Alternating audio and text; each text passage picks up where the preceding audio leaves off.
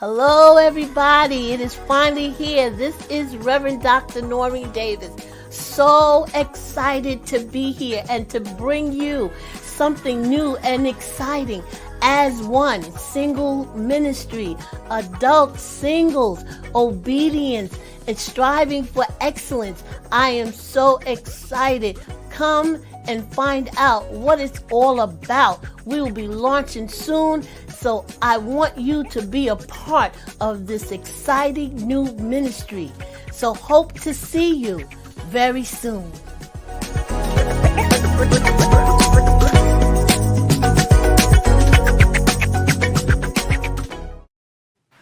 Good evening, everybody. We are so glad to be in the house one more Thursday. Let's give a clap. Yay for our clapping machine. Yes. I am loving it. I'm loving it. We're getting on to the professionalism of broadcasting. When you come in, please tell us hi and tell me where you're coming from. You know Maryland's in the house. We are so glad. Welcome, welcome, welcome. New York is on YouTube. I'm so excited. Our community is growing and growing and growing. So we are so glad to have each and every one of you on. Tonight we have two special guests. I know some people are asking, where is your co-host at? She's on vacation. So I didn't want to work her too hard. She will be in the comments probably sometime later on if she can get a signal. Now, how about that? So we welcome New York. We welcome California. We're just welcoming everybody. We are growing every single Thursday night that we come on. So tonight, I'm just excited about tonight. Our special guest on tonight is none other than our Jacqueline Perryman. Let's give a clap. All right. Yay!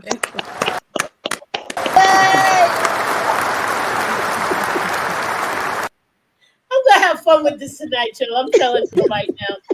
But then we also I got two co-hosts tonight, two. Just in case, so we can cover each and every tagging, doing whatever we need to do. We want to make Jacqueline comfortable. She is coming out of Schenectady, New York. I didn't know she was so close, but yes. So welcome everybody to our show tonight. I want to introduce. They have already been on with us. They have been guests.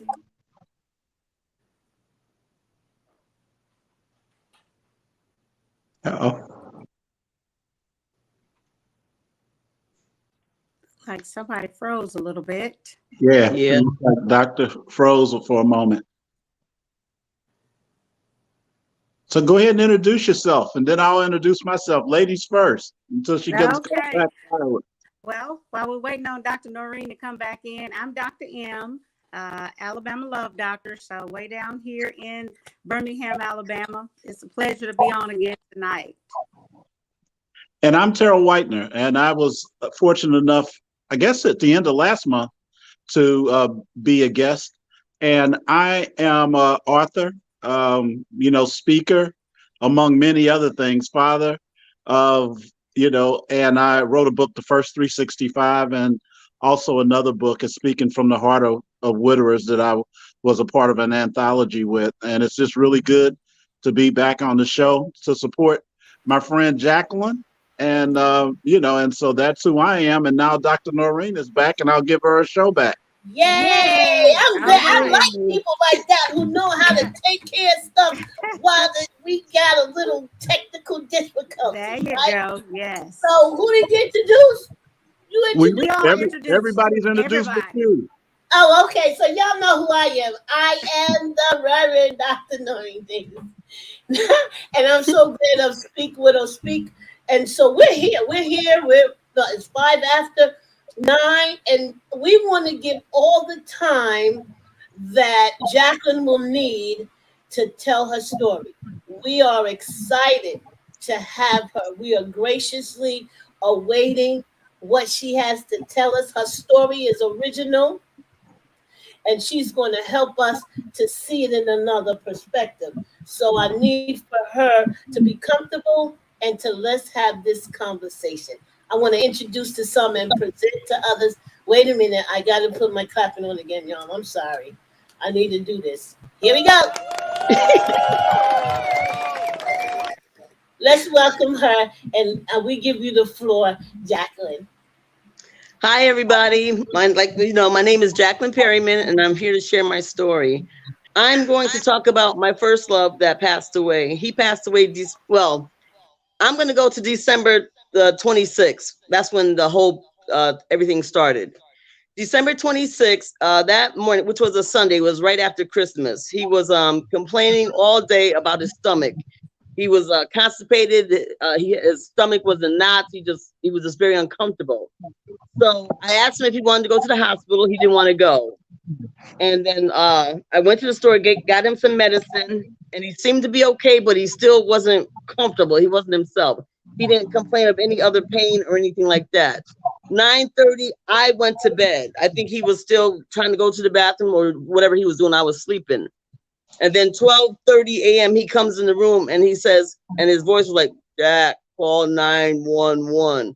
And I'm thinking because prior to maybe a couple months, he had a sugar attack. His sugar had dropped. So I'm thinking in my mind, this is that.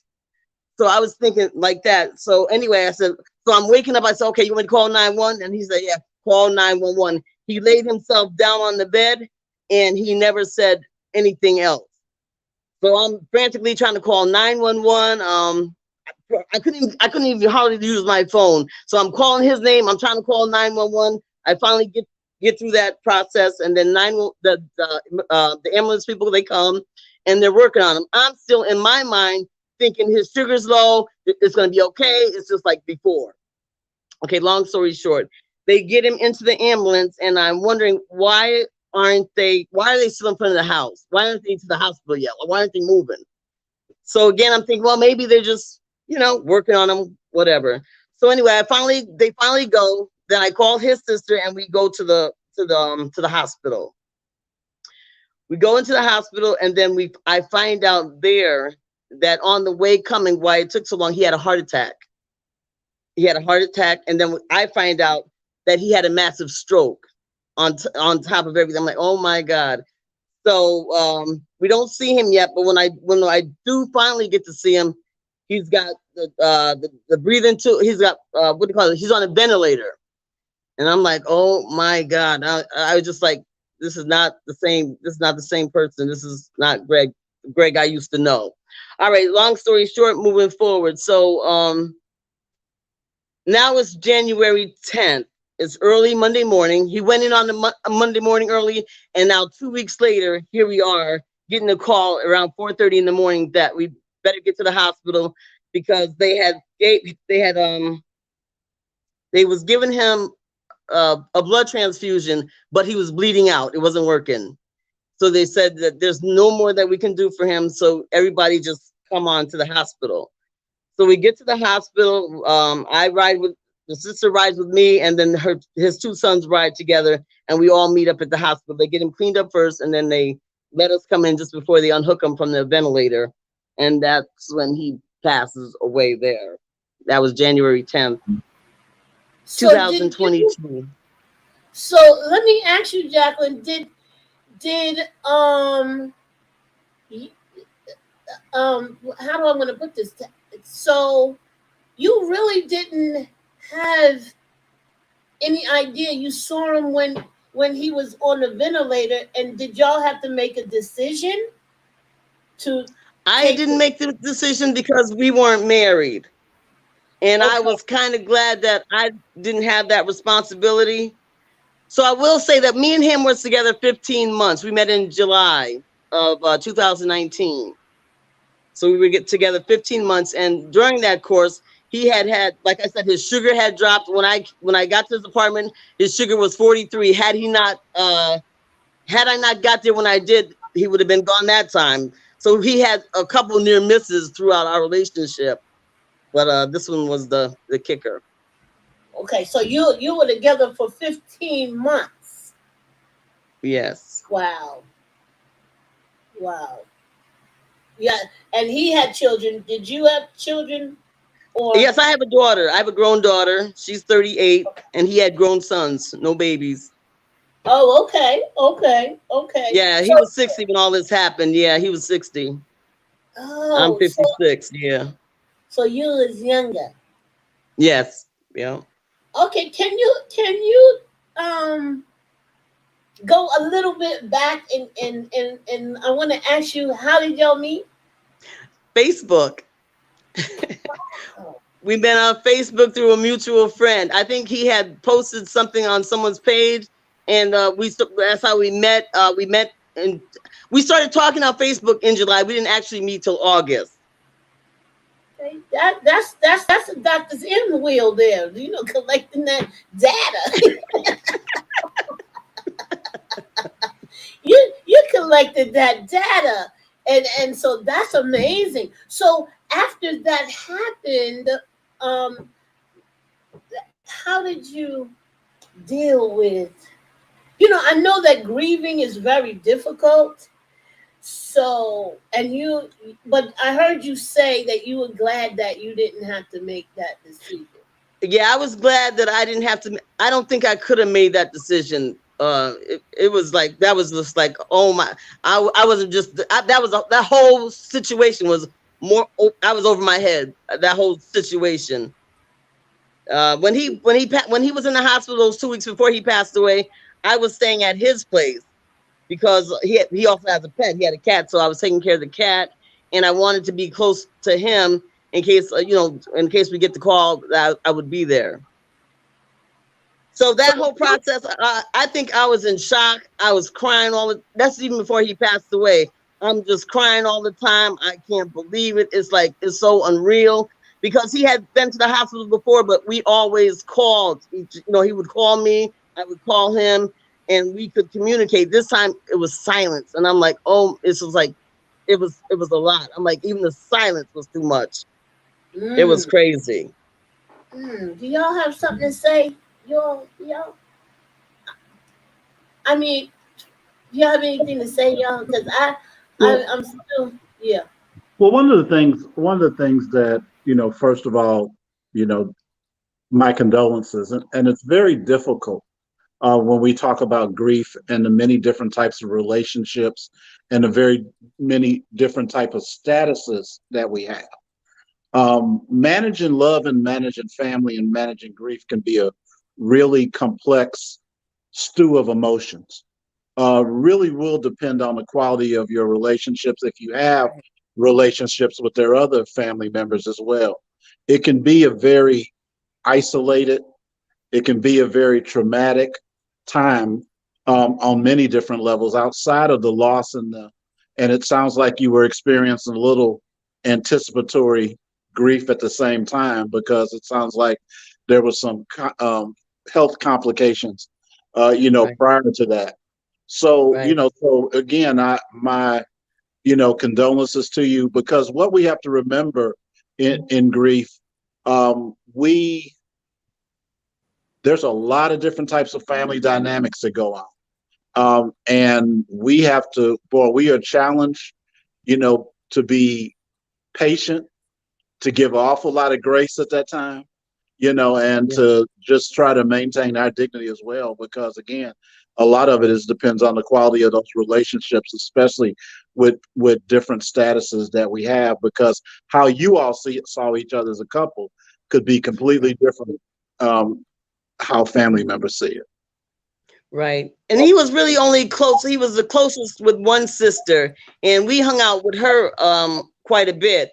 But when there was no, I tried to hang out with her when Greg was gone, and it was too many memories. It was very hard. Mm. So our relationship even dissolved. Wow. So Yeah. So I'm not in contact with any of his family. Well, his sons still reach out to me, but other than that, I don't hear from anyone. Dr. And M. how do you feel about that? I mean, very seldom do we get the ideal. But, if you had it the way that you would like for it or how you could handle it, what would that look like? Well, to be honest, and this is where I get my comfort from. I was glad to be there for Greg. That was the one I was in a relationship with. You know what I mean? So I'm glad that I was there with him, that that we were together. It was our relationship, and I was there to the end. So I was grateful. Let me say this real quick. Somebody had put this thing on, because I did this a second love. I don't know when you guys want me to bring that up, but I want to say this while it's in my memory. She was talking about this lady. She explained it. She says, when you have two losses, it's not grief plus grief, it's grief times grief. And then she said that the two griefs complicate each other. And because like sometimes I'll be grieving for one, then I'll grieve for the other one, or I'm not really grieving for that one. It's like, it was really crazy. I'm like, well, I don't know. I didn't love one more than, I don't know. It was, I don't know, just trying to figure this whole thing out. But yeah, it's kind of rough. Yeah, so as I'm hearing you, your journey was no longer focused on a single loss. Now you're dealing with a couple of things. I don't know if it piled up to with the finance and the moving from his home to your. We didn't live together. I always had my apartment, so I didn't have a problem there. You just babysitted the cat. Right. And then now the cat's with me in my home. Okay. Okay. That's good. That's because I know that's gonna come up. So yeah, Right. so tell us about the time frame from your first to your second. How did the Okay, now I'll tell you how that went about. So Greg passed away in January, and it's very therapeutic for me. I was doing a lot of posting on my page, talking about what I was going through, how I was even angry at the Lord for a little bit, because I felt like, why would you bring him into my life just to take him from me? So I was angry. So I'm just posting everything on Facebook. So meanwhile, while I'm posting, that's how I meet my second love that passed away, because he's reaching out to me, and he's checking on me all the time, and which I needed that, because it was like silence. Nobody was really checking on me. My family really didn't know Greg, so I can't really share what I want to share because they don't know him, and I'm not talking to his family. So it's like, it was nice to have somebody to check up on me, to call. So we became friends. And then he invited me to go to church with him, and that's how me and my second love started. We started going to church together, started going out to eat together, and I wasn't looking for a relationship, and neither was he, but it just kind of just happened. So okay, so that happened. So okay, Greg passed away in January. I call him Buska. He was my Buska, but his name was Walter. Buska and I started talking. We finally met in March, face to face. And so then, we met face to face in March, and then he just passed away in May. He had a birthday, May the 23rd, and May 26th. I was calling him all day long. The last thing he said to me that night on the 26th, I had to take my car to get fixed. So I said, I'm not going to see you tonight because I got to take my car early in the morning. So Thursday morning came, I'm calling him. There's no answer. I said, well, that's not like him because we always text, talk, so all day long I'm trying to call and trying to reach out. But I didn't feel the urgency to maybe leave work early. I didn't feel like that. But I said, you know what? When I get out of work, I'm going to go check on him. And when I went to check on him, I let myself into his apartment, and he looked like he was sleeping. And I'm like, call him. I said, well, why isn't he answering back? And then when I touched him, he was cold as ice. But he looked like he was sleeping. But he was gone. And I'm like, man, oh my God. I know I was in a state of shock. So of course I had to call 911, and the police had to come and everything like that.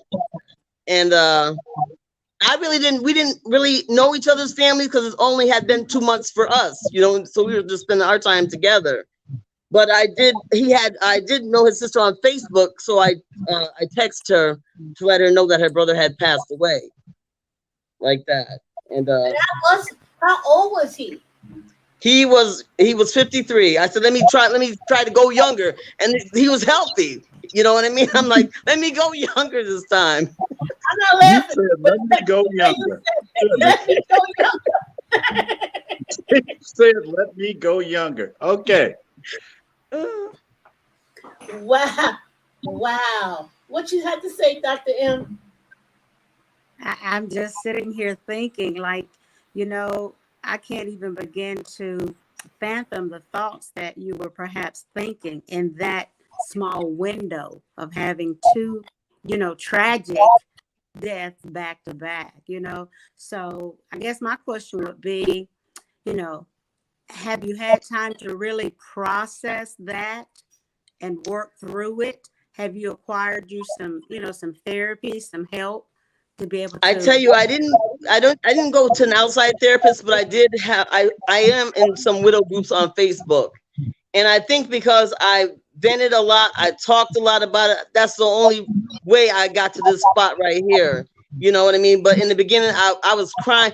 I cried. Of course, I cried more with Greg. It was like I was a gray cloud was with me.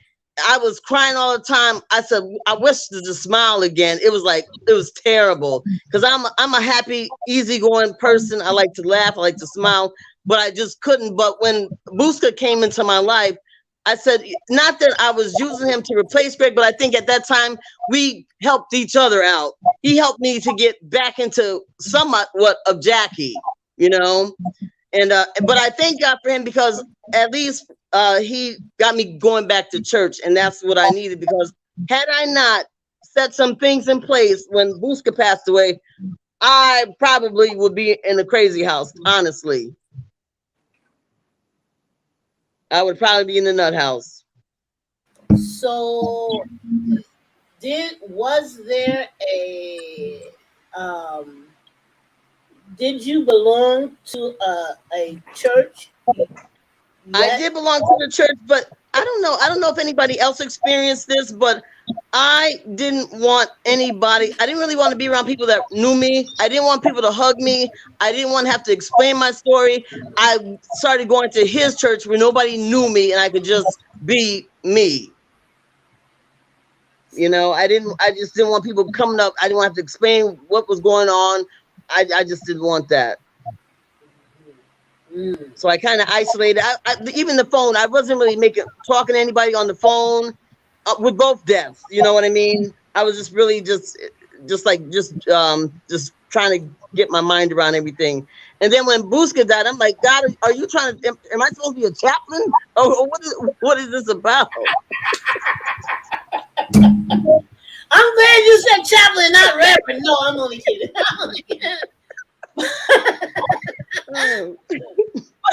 But that's what I was going to ask you is what was I don't know if I could have handled that. But what were you when you said, God, is this what am I supposed what is this? Were you afraid? Or I don't even want to use the word afraid. Were you like saying, I'm not dealing with nobody else? I said, Lord, I'm going to wait on you now. I'm going to wait on you now, Lord. That's what I was saying to myself. Because I said, with Greg's death, I knew Greg was sick, so I could accept that better. But this man was up and moving. He was healthy. He just had a birthday. What happened? I couldn't get past that. You know, like what happened? Not being able, and then not having any. So then I thought I was not to cut you off, but I started saying, well, maybe I'm Jonah. Maybe I'm Jonah. Oh Lord. No, maybe you were Lydia. No, I'm only kidding. But yeah, but you know what? There's some. I was wondering what does that look like? then I would have been probably. I'm just talking about me. I'm just like, no, I ain't. I'm not doing this no more.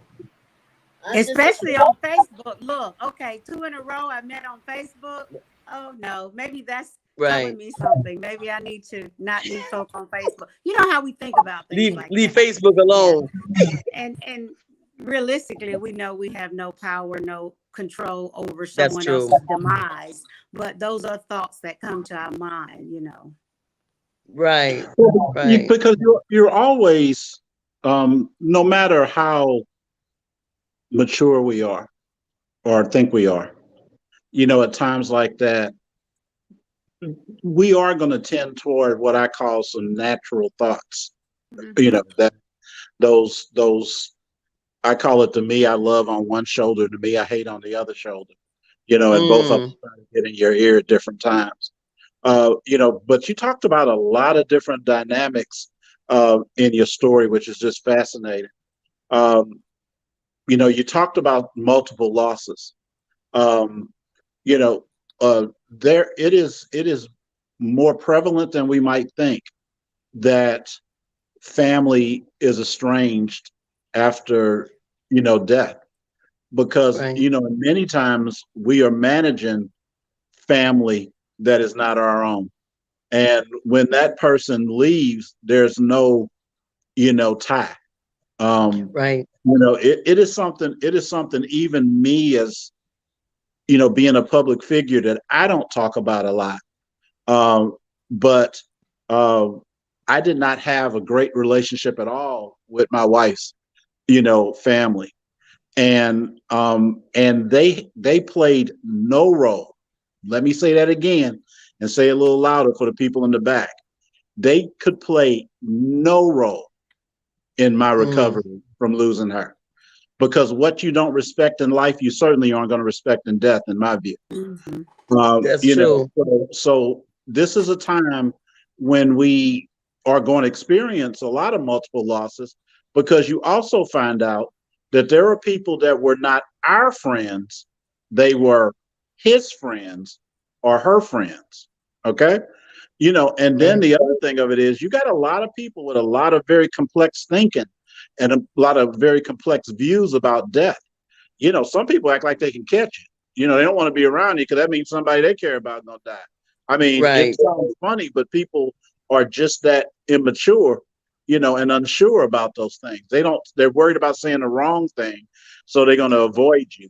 So it was, it is almost like going to war with relationships. And whenever you go to war, you're gonna have casualties you never would expect, on that. But just like anybody else that I would talk to, is, take the time to heal. Yeah. Um, take the time to, that's a lot that's come at you in a very short amount of time. There's probably stress going on in your mind and in your heart and in your emotions that you don't even realize yet, because you hadn't had time to realize it yet. That's So true. not telling you what to do, but just kind of giving you some tools, out there that Right. you very well may want to consider, because our timing is our timing. His timing is perfect. So give yourself time. Yeah, I'm yeah. definitely taking time for me now. It's definitely my time because when Greg passed away, like I said, he was going through a lot of things at different times, but it still was a lot. Even I think we were at the 6 month part when he hurt his foot real bad, and he was stubborn about going to the doctors, and then he it got so bad that he almost could have lost his foot. So then he was hospitalized again. I'm running to the hospital, and at that time I'm working 80 hours a week. Oh my I'm God. working 80 hours a week. I'm taking care of the cat. I'm making sure he has clean clothes, and I'm just doing that. You know what I mean? So then we come out of that. Then 2 months later, his sugar drops. I find him on the floor. I'm calling 911. We get through that. He's gone. It's just like it was like ongoing. So when he passed away, I said, you know what? I'm kind of, I'm glad that they didn't, because the hospital was trying to get him well stabilized enough to put a trach in him so they could ship him to another nursing home or to a nursing home. And I'm like, I know Greg wouldn't have wanted that. He always said if he can't be himself, take care of himself, he wouldn't want to just be here. And I'm like, Lord, please let your will be done in this situation. Because I knew if they shipped him to New Jersey, I couldn't get there. And only God knows what kind of care he would have got if he would have went down there, you know, because he couldn't talk, he couldn't move, he couldn't do anything. Yeah, one person, one of the. So I can say. Go ahead. Go ahead. I was going to say that I was going to say he had one of the worst strokes that you could have. It was a massive stroke because I guess he had bleeding in the back of the brain, in the back of the head. So they said once you get that kind of stroke, very seldom do you recover from that. One of our viewers said we definitely are not taught how to grieve or understand death as children. I can say yeah to that because I didn't. We really didn't talk about death. We really didn't talk about death, and it was like a hush hush thing. Me coming up, we never, I heard kick the bucket. Somebody kicked the bucket, and me being the kind of kid that I was, I used to always hear it, but I used to say kick the bucket. I'm gonna try it, and I would kick the. Oh. My mother had a bucket in the kitchen. I would tap it a little bit, and nothing would happen. Then I kicked it again, nothing happened. Then I just kicked it with all my might, and it just made a whole lot of noise. And my mother runs in and says, "What are you doing?" I said, "Well, y'all always talking about somebody kicking the bucket." So I decided to do it and see what happened. She said, "What would happen if you would have dropped dead?" And that was no more for me. No, we didn't know that. That was it. We had no idea, right? So I agree with that. And Ann is saying from Maryland is too close, too lost, close together like that. She might need to seek therapy, grief counseling. Maybe so. You might not realize it, Right. but it might be you're functioning, and you're going along and doing. But that is such a small time frame for somebody because you continuously say my two loves and oh my,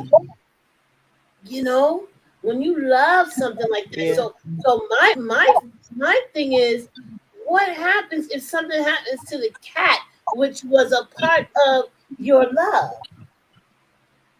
Wow. Well, Yes. and I hope this don't sound mean. I love the cat. I'm happy I have the cat, but if the cat go, I'm just glad I honored his wishes. You know what I mean? And I took the cat because he always said to me, "If something happened to the cat, would you take the cat?" I'm not really an animal person, but I did that. I got the cat. Okay. All right. That's Yeah. good. That's good. She said, Crystal from California said I was okay with everybody going to heaven until they came down to my husband. Oh, wow. That's real honest right there. That's real. That's real honest right there. Mm-hmm. Yeah. I think that's what we all go through. I think that's all. Everybody don't forget to get Terrell's book, the first 365. It's an amazing book. And you'll learn some things. Absolutely. Yeah. She I wanted to say something because when I first tuned into your story, I was speaking about how I was married. When I was 23 years old, I had gotten married, right? But we divorced a year later because when I got married at 23, I wasn't one of the mature ones. I thought you're the man. You're supposed to take care of me. You're supposed to do everything. And if it wasn't like that way, well, I'll get a divorce. That was my mindset. So years passed, and then when I was with Greg, through all that he went through, I said, well, the Lord showed me in that I could be with somebody through sickness and health. I'm like, wow, I didn't know I had that in me. Wow. So I learned that about myself. And then with Bushka, he was having a lot of financial problems, and I was able to be there for him that way. I said, okay, so I can be there through what is it called, richer or poorer. I saw that. I wouldn't want to have to do it, but I know I can if I have to. You know, so I learned those two You was things. living the vows, And and another thing I did learn, because I used to be. you used to be. What's that? I didn't hear your last part. I didn't hear you. Yeah, I didn't hear we your last can't part. hear your Oh, I audio. said I was gonna say I had learned something else. Oh, okay. Yeah, you did. You really did. What's going on? Can everybody hear Yeah. me? Now I can hear you. Go ahead. Okay. Can you hear Okay. me? And then I was gonna say that I had learned another thing about grief, because I used to be the type, I would shy away from people because I wouldn't know what to say when they had a loss. And then I Yeah. became that person that wanted people to say something to me, but no one knew what to say to me. There was no, like your guest last week. She was coddled by the church. I didn't have that. Right. You know, I don't really think the church know how to handle people with grief. There's no outlet. There's nothing set up for the person grieving. Absolutely. And I didn't. I didn't get coddled, and I was in leadership. That it was like suck it up, pray to God, and you'll be okay. But at 42 years old, I didn't know what to Right. do. I just did what they said to do. Your help comes from the sanctuary. That's what I stood on was Psalms 20. Is that your help comes from the sanctuary. So whenever the door was open, I was there. That's what I can talk about because that's what I did. That was church girl. That's what we did. But there was no outlet, like you said. They don't know. They just don't Right. know. That's why widows speak, being invisible, being silent for all these years, Yeah. and you don't have a voice. Somebody needs to hear our cry besides Jesus. Amen. I'm just saying that we live in a That's true. world that we understand that God hears our cry, his children, but in the midst of that, there's also help that can guide us through all the things that we go through and the emotional ups and downs in our spirit man. Yeah. Doctor, yeah. One of the things That's true. again that we have to be mindful of. I think when I was on before, I talked about there are two places that in the entire time that I've been speaking and lecturing on this whole subject of grief, and definitely from a male's perspective on it, that there are two doors that I can't get through. One is the church, the other one is colleges and universities to talk to quote unquote professionals in training, that are going to be serving people who many times much of their trouble just comes straight from sadness, and from grief that hasn't been addressed. But what I've learned over the 2.5 or 3 years since the book has been out is we have to use social media. We have to tell the story because many times institutions, it's not the priority. And the things, we don't have to be a top-down institution, so to speak, and I mean that in the most respectful way possible. I believe part of, and again, I'm not going to preach. I'm just going to talk. But one of the miracles of the church is, I believe that everything that God wants to have in a church resides in the church. It just might not be in the pulpit, but it certainly can be in the pews. Absolutely. So that as we start to see our fellow brothers and sisters in pain, it would be remiss for me to be a member of a church and not reach out to those, hurting and grieving. Not from the standpoint of having all the answers, but many times all I can do is sit and listen and know, and understand that they're going through something unique. So I think as we start to talk about wrapping our arms around the community and advancing this whole need that we have called grief and loss, and trauma, and I'm going to take a moment to encourage everybody listening, and definitely you, Dr. Noreen, as we talk about trauma, and my significant other is one of the best I believe, grief and trauma coaches in the country. We're talking about trauma. It's traumatic to lose someone. I mean, a loss this year can trigger a loss from 15 years ago.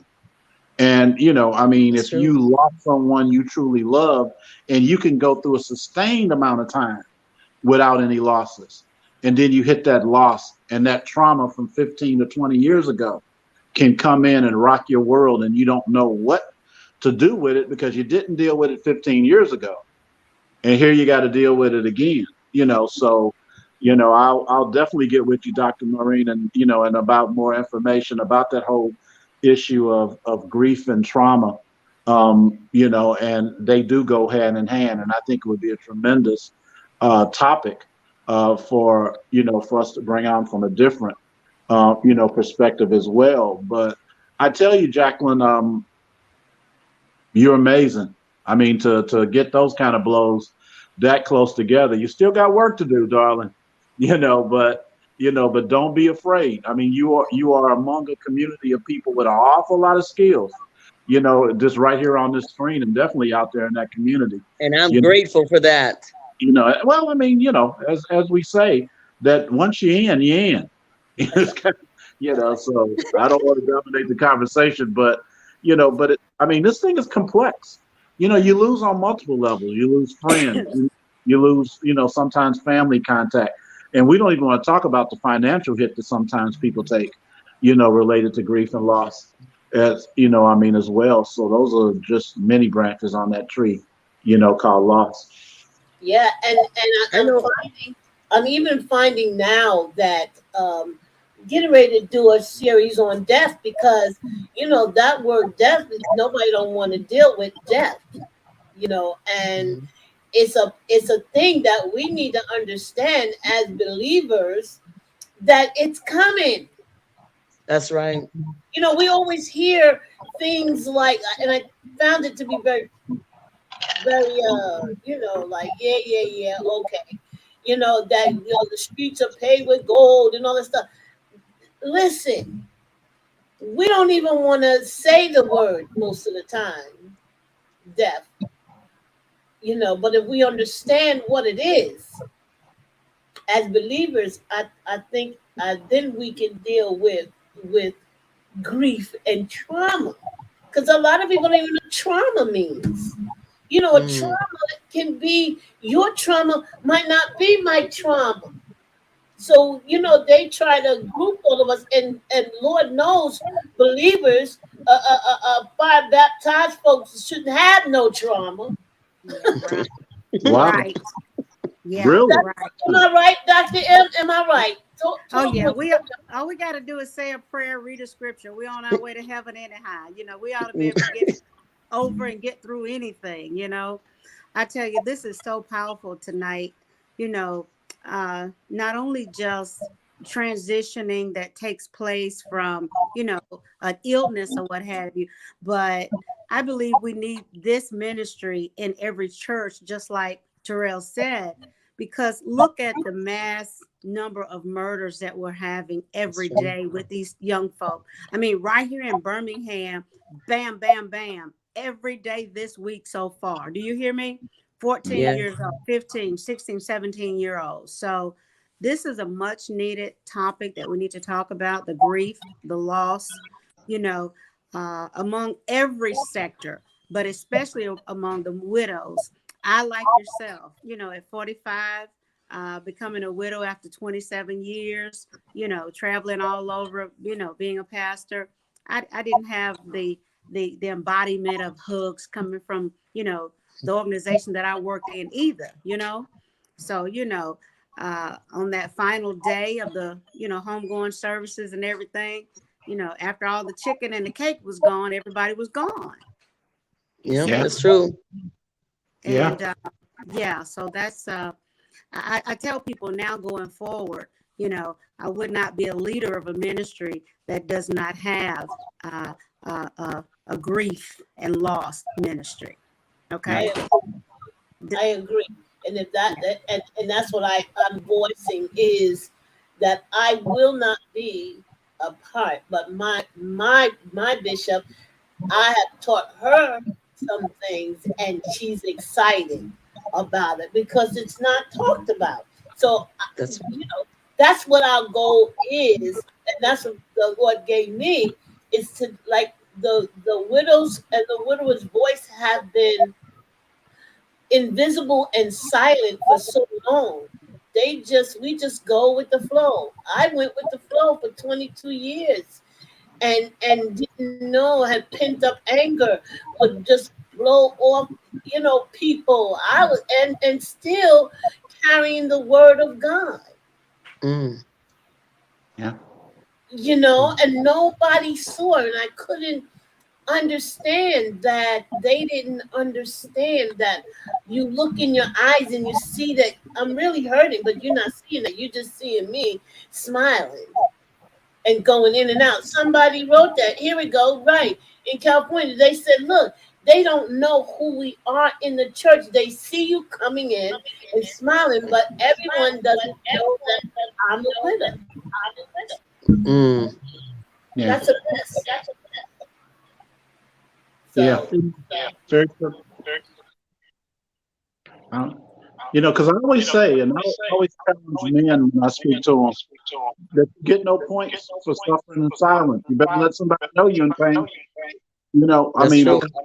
because simply what we don't talk out, we act out. And as I said when I was with you before, uh, that we can make some valuable relationships to collateral damage around the. So we have to be good stewards, over our lives, reputations, and even the person that we love's memory. True. It's a tough task, and it's a huge responsibility at a time when you don't have much energy. But it's something that we have to look at and work toward.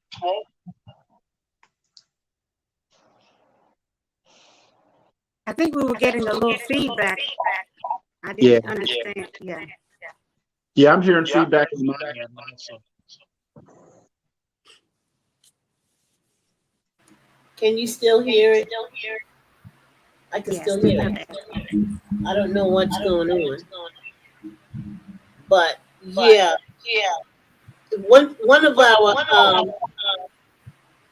one of our viewers said, son, Ann said that that's what I'm doing now, is reaching out. Right, we have to reach out to us in the church. Yeah, it's our responsibility. Start your own group, because everybody can reach each other. That's true. You might be able to reach a group, and you might be able to reach a group, and we all come together, and be a blessing to let them know that we're not the only ones out there. Yeah. Any other? So let me ask you this, Jacqueline. So how are you feeling right now? How are you processing right now? To be honest, I think I'm doing pretty good right now. When you had asked me to be the guest speaker, the beginning of the month or something, I did a lot of processing. I was very quiet that week. I was doing a lot of reminiscing, a lot of remembering, missing this one, missing that one. So I was real quiet. I didn't have much to say. I wanted to talk, but I didn't know what to talk about. So I was kind of quiet. And so then I just came to grips with it. And I was looking forward to tonight talking. To me, I know that grieving comes in waves. And I say, okay, Lord, I feel pretty good right now. So I'm going to just ride this wave. I'm just going to ride it out until the wave comes. Meanwhile, I'm just right now I'm doing pretty good, but I miss those two because me and Buska, we could talk about anything. So I really haven't found anyone to really converse with on that level. Greg he was a caretaker. He was a nurturer. So I missed that. You know, he really took good care of me. So I missed that. And we didn't have to do anything, or we could just watch a movie and he would make movie night fun. So I missed that. You know, I lost two good friends, two lovers and good friends, you know. So are you, let me ask you this. Are you right now, at this current moment, are you happy with you? I am. I'm happy with me, and I'm really taking the time to see what God want me to do now. Let me put my clapping on. All right. Clapping on. That's what I wanted to hear. I'm really excited about that. You know, that right now, just when we can see right now, Yes. Right now, I'm good. I'm good. You know, because it's a healing. Yes, it's a healing process. Absolutely so. And we need to know that our voice counts. You know, everybody that I actually come on the show, they be like, I don't know. That's out of my comfort zone. I don't know. But look what happened. Right. It's a new kind of freedom. And I want to say this too. Well, I think what really, because I'm a helper. I'm a helper. But I think why I have peace with both their deaths is that I was there. I just thank God, because we have argued, but I thank God we didn't argue then before they passed away, and we couldn't straighten that out. I'm so grateful for that. You know, that I don't have no regrets. If I had to do it all over again, I would do it all over again. So see, I like your honesty, because nobody ever says, look, you say, yeah, we argued. It wasn't perfect. It wasn't rosy. It wasn't all of that. But we got it. We got it. We love you. We was good before they passed. Yeah. Wait, I got to do my clapping again.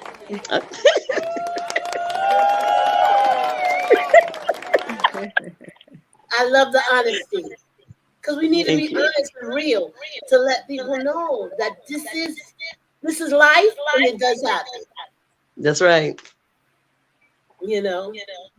So, Dr. M, you have something to say? No, I'm just listening. This has been good. Thank you so much for coming on and sharing that. You're welcome. I'm calling you Dr. Terrell right now. Terrell, what you have to say? Your final remarks for me. I can't hear you. Okay, go ahead. Okay. See, you treat me just like my wife used to. You muted my mic, so I couldn't talk. But no, I mean, real honestly, all of our stories are fantastic because they are unique. You know, as I say in the book, loss is the greatest designer emotion that you'll ever experience. Everybody will have to go at it a different way, you know, because, you know, I see in the chat that, you know, Sandra said reaching out to widows support groups on social media was one of the smartest things that she did. She found her path. You know, I mean, some people find their path in silence. You know, some people find their silence in a little bit, their path in a little bit of isolation. But what happens of it is there is no timetable to it. You have to do it at your own pace. You have to give yourself some grace. You have to give yourself some patience. If you can find one person that will listen, they might make a difference, you know, in how you go through it. It does not always have to be people who have the answers. I wrote a whole book and I don't have all the answers and don't want to. I learn from the people who read the book and who reach out to me. I learn, you know, from coming on podcasts just like this. You know, so I will be learning, you know, from now on, because every day is a new day. And, you know, 7.5 years into it, I have been accused of deifying my wife like she was perfect. And I tell people all the time, that ain't the case at all. But what I have learned is that when I look back on it honestly, and you've given some very honest accounts here this evening, it's not that we deify those that we lose, but we learn not to major in minors anymore. Those little things that used to aggravate you, when you look back on it now, you see how silly it was. And so it's not that we deify, we just mature in the fact that, you know what, when you used to come in the bathroom, when I was in the bathroom and flush the toilet and the water get cold and I got mad, what does that mean now? In the big picture of things. But I mean, that might be a crass example, but it's an honest example of just the things that really don't mean anything now. I'll take a cold shower today that if you could end up back with, those kind of memories, not necessarily as sick as she was, do I want her to come back? I accept God's, decision. But at the same time, we got to be human. I mean, we gotta, be, real and honest, and our strength comes in our relationship, with God, and our strength comes in those memories, both good or bad. Part of what each and every one of us who go through grief have to remember that many times moving forward starts not only with understanding what you want, but what you don't want anymore. I couldn't do another Robin if I tried. I don't want another one. I'm not the same person anymore. I mean, that relationship would not work now with the current, person that I'm in. I'm fortunate enough to have found, someone in my life, and and praise be to God that I was patient and waited for the right thing, to come along, just at the right time. But it does take time. I mean, we have ministers on here that specialize in relationship and love, and just that word love and defining what love looks like. As you grow older and more mature, and as you lost, love will look different. So it's a very complex and a very real and a very dynamic and ever growing and ever changing experience. I tell you, that was awesome. Thank you so much for sharing that.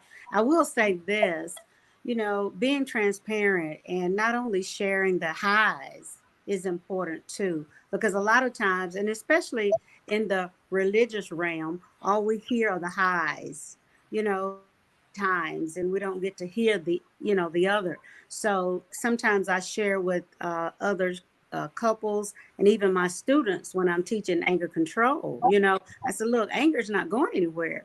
It's a natural emotion. You just got to learn how to control that. And then sometime I tell them, I said, I remember a couple of years before my husband passed away suddenly, I can remember like it was yesterday, the thing that I got so ill about with him. I mean, I was 360 hot with him. He wanted to buy a new dishwasher, and I didn't want one. How silly is that? You see, the silly things that we get upset about, and like you said, Terrell, now it wouldn't make any difference. He could buy 5 of them, at my level of maturity now, and I wouldn't even argue about it, but that was the last major argument that I remember we had, a couple of years before he transitioned, about a dishwasher. Yeah. So, and, we cherish the great memories. I interject a little humor, Dr. Noreen. People ask me, since I've been a widow now for, 18 years, okay, the thing that I miss most about being married, you see, and they look for some grandiose answer and all of that. You know what I miss most? And I'll be transparent and tell you all, I miss most having to put on my own lotion. I hate to put on lotion. Okay. It doesn't matter, Terrell, how angry or if he was upset with me or what. I can keep it real. We grown, right? If I stepped out of the shower, I got out of the tub and gave him a bottle of lotion, I don't care how mad he was going to put it on. Well, that sounds like a man to me. That wasn't, I don't know what you was talking about. That wasn't no job. That was a privilege every day. Ooh. That's true though, Dr. M. That is funny. I miss my husband cooking, and I've been 22 years. Yeah. I hate cooking.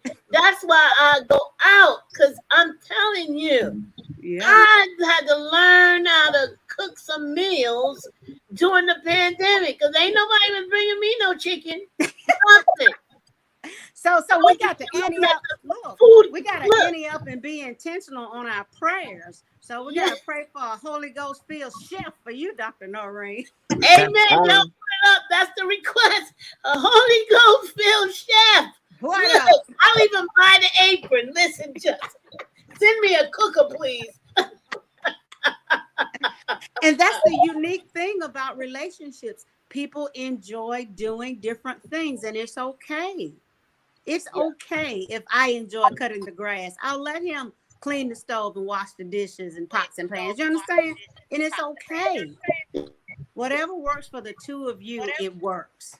Yeah, yeah, yeah. It really, I mean, it really does. I mean, it is, I'm fortunate enough to, be, it's kind of hard to say I'm in a new relationship, but it's, because it's been going on for a little while, but it's reaching, points that I never ever expected to reach. Because I believe, as when I was with you all last time, I, told y'all that I don't feel like love owed me anything else, because I, had, great love, but it just was proof positive that once again that he loves me more than I know, because he sent me, what I needed beyond what I ever expected.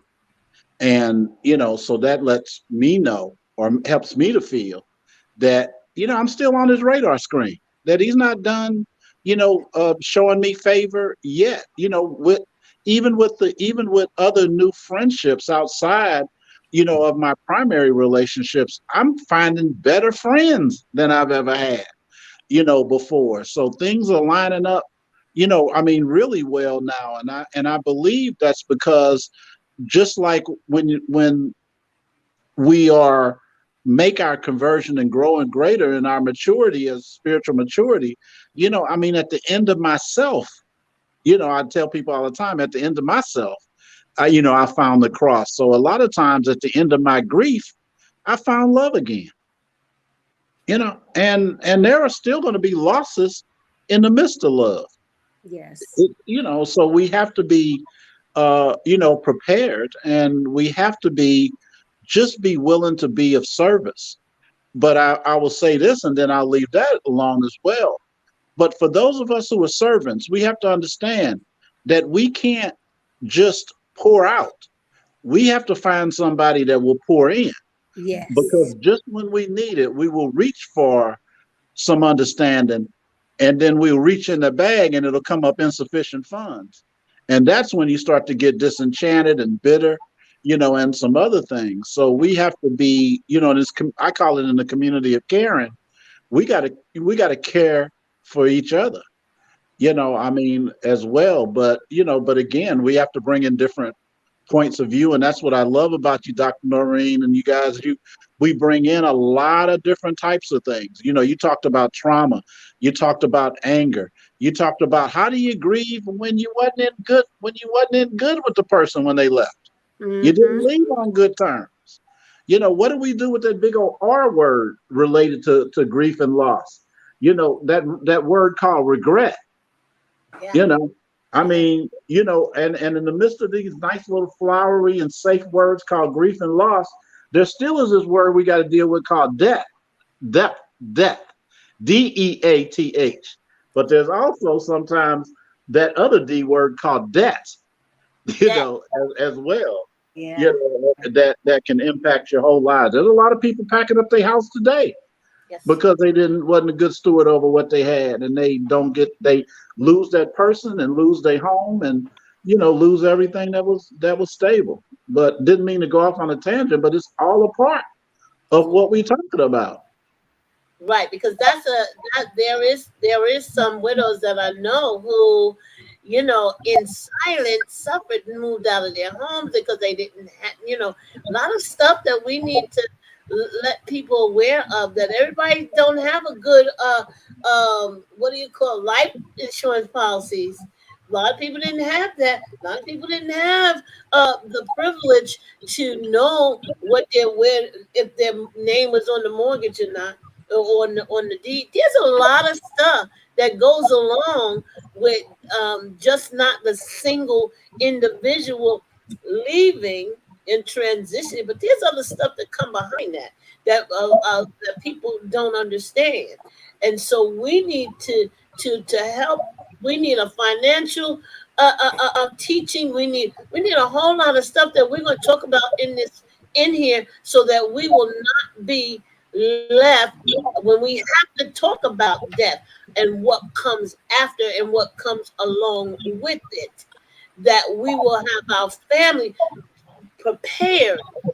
It's better to be prepared than to not be prepared. And you seeing people that we think wearing all these nice clothes and everything else, but then you have your kids to do a GoFundMe. I think that's the most horrible thing in the whole wide world, and you don't got your finances right. I heard people say, I'm not worried about that, Rev, because guess what? I'm not going to be here. That's it. How you doing a legacy? What that's what you want your legacy to do? I'm gonna teach people how to do a will. We gotta do these things. We Yes. got to. Don't cost a whole lot of money. You can do it yourself. I had a very good friend that we had a disagreement. I won't call it an argument, but we had a substantial disagreement on the fact that they believed that when they did their will, that they would die right after they did it. And it's the dumbest thing I ever heard in my life. So you're gonna fool around and give the county government 20% of your net wealth, to administrate something that you could have just done yourself, and they almost looked at it like you're gonna curse your living by making, your final arrangements. It's just that kind of, I would call it interesting thinking that exists out there, and it just doesn't, it doesn't make sense to me. Yeah. So we definitely have to teach, and that's why this is the season for us to know that we are collaborating together. It's just not me and my co-host. I say hi to my co-host. She is on in the comments, and we're going to teach it, all of us together. Will teach and help us. And with that, I want to say is that we will be having a widows conference in 2023. And it's not only for widows, it's for everybody. We're going to teach about death. We're going to teach about financial. We're going to teach about what do I deal with this now? How technology, and we're going to talk about a lot of things that affect not only widows, widowers, and those in grief and loss. And so, and what we carry and how it looks like for us up in these next coming months, that we can have the conversation and be truthful, and to say, this is what I need. This is what this conference is going to be. And so that will be forthcoming with me and Elder Dora and Dr. M and Terrell with a whitening, like the whiting, like the fish. I said, but whitener. But I want to say to Jacqueline, we love you. We thank you. You're welcome. Yes. And you did. Wait a minute. I ain't put you on a clap. I'm gonna do my own clap too.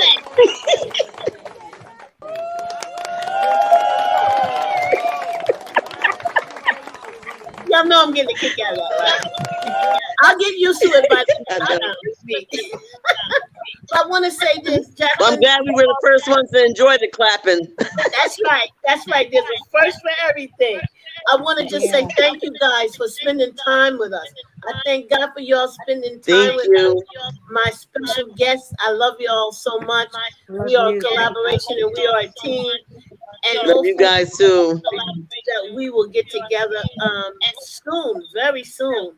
And next week, y'all, Thursday, I will be in camp meeting with my bishop in Detroit, Michigan. So we will not have the program, but stay tuned for the following week that we will be on, and you will see, and y'all pray for us as we pray for you. God bless you. Thank you. We love you all. Thank you so much for joining me. Good night. Good night. Good night. God bless. Good night.